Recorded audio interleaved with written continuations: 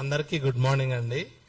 ఇప్పుడు మన తెలంగాణ ప్రభుత్వంలో రేవంత్ రెడ్డి గారు వచ్చేసి మన ట్రాన్స్జెండర్స్ అందరికీ ఉద్యోగాలు ఇస్తున్నారు, అదేవిధంగా ఇల్లులు ఇస్తున్నారు, అదేవిధంగా మన ప్రతి ఒక్కళ్ళకి ఎవరైనా జాబులు చేసుకునే వాళ్ళకి జాబులు కూడా ఇస్తుండ్రు. కాబట్టి రేవంత్ రెడ్డి గారు మనకు బాగానే సపోర్ట్ గా ఉన్నారు.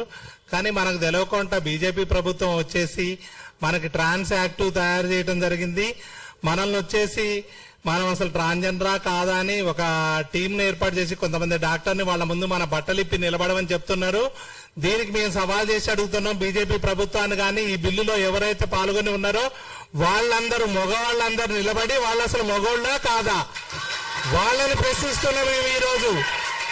అదే బిల్లులో ఆడవాళ్ళు కూడా ముందు వాళ్ళు తీసుకోండి సర్టిఫికేట్స్.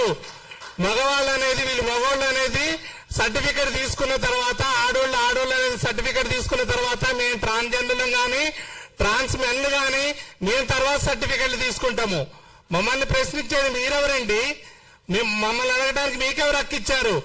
మా ప్రభుత్వం వచ్చేసి తెలంగాణలో మాకు ఓటర్ ఐడి కార్డులు ఇచ్చారు. ట్రాన్స్జెండర్ గా ఓట్లు వేయించుకున్నారు, గెలిచేటోళ్ళు గెలిచారు.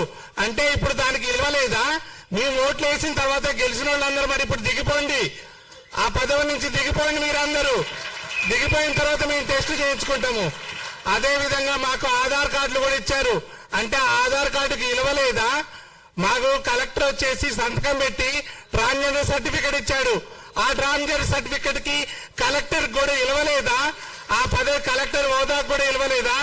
5 ఏళ్లు ఉండే ప్రభుత్వంలో 5 ఏళ్లు ఉండే పదవులు ఉండే వాటికి ఇలువ ఉంది. కానీ సంవత్సరాల తరబడి చదువుకొని కలెక్టర్ ఉద్యోగం సంపాదించుకొని అతను సంతకం పెట్టిన దానికి ఇలువ లేకుండా చేస్తుర్రు.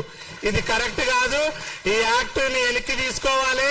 మనందరం ఎక్కడెక్కడ ఉన్న ట్రాన్స్జెండర్స్ అందరూ కట్టుగా కలిసి ఉండి ఈ యాక్ట్ ని వెనక్కి పంపే విధంగా ప్రయత్నించాలి.